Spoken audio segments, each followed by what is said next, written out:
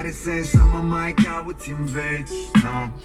Dar dacă totuși îți răspund și nu mai am nimic să-ți spun, e doar pentru că sunt alt om acum.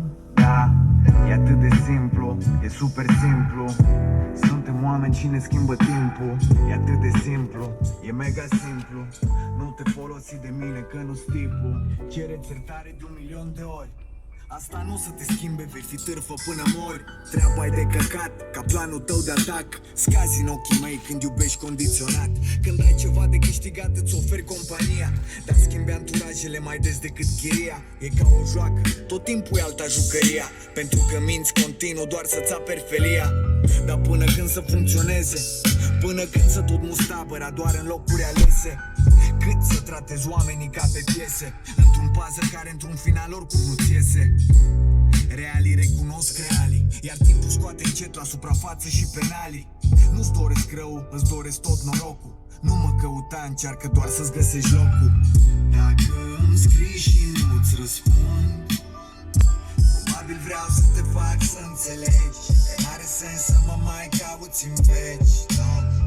Dar dacă totuși îți răspund și nu mai am nimic să-ți spun, e doar...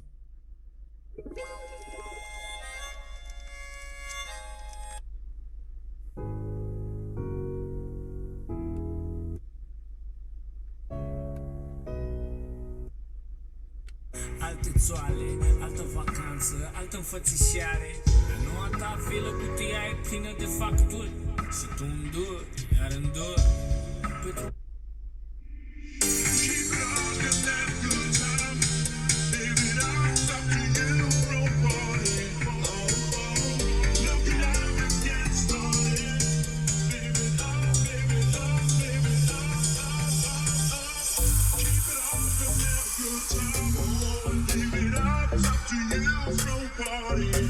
Live it up, look alive, let's get started.